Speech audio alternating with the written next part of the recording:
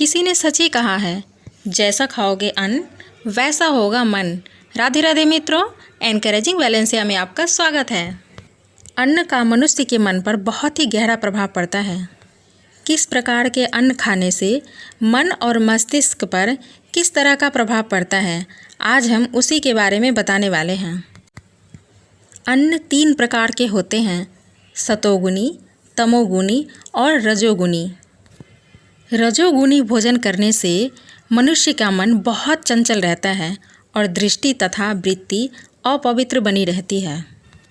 मनुष्य थोड़ी सी बात पर ही उत्तेजित और क्रोधान्वित हो जाता है और उसकी निर्णय शक्ति उचित तथा अनुचित में अथवा धर्म तथा अधर्म में ठीक रीति से भेद नहीं कर पाती है। तमोगुनी भोजन खाने से मनुष्य शीघ्र ही उत्तेजित हो उठता है और उसकी वृत्ति हमेशा अपवित्र बनी रहती है तथा उसमें निद्रा, आलस्य आदि प्रधान रहते हैं।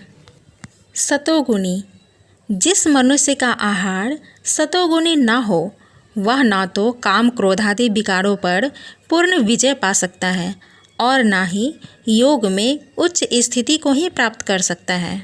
अतः यदि हमें ईश्वरीय स्मृति का आनंद प्राप्त करने की इच्छा है, यदि हम भोगी से योगी बनना चाहते हैं और यदि कर्मेंद्रियों तथा विकारों पर विजय प्राप्त करना चाहते हैं, तो हमें अपने आहार पर अवश्य ध्यान देना चाहिए। हमारा आहार पवित्र धन द्वारा इकट्ठा किया गया होना चाहिए और उसमें वही पदार्थ होने चाहिए जो कि देवताओं के मंदिर में देवताओं के भोग के लिए रखे जाते हैं।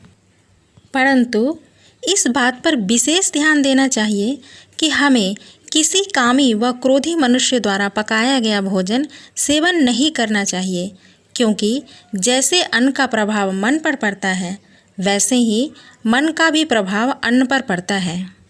विकारी मनुष्य द्वारा बनाया हुआ भोजन भी दूषित हो जाता है और योगाभ्यासी मनुष्य के खाने के योग्य नहीं रहता है, क्योंकि वह मन पर बुरा प्रभाव डालता है।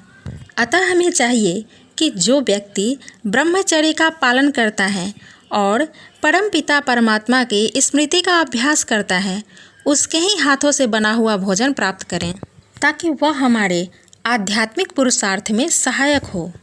तथा भोजन करते समय हमें परमपिता परमात्मा की स्नेह युक्त स्थिति में रहना चाहिए, क्योंकि इससे हम भोजन में आसक्त नहीं होते और भोजन भी पवित्र हो जाता है।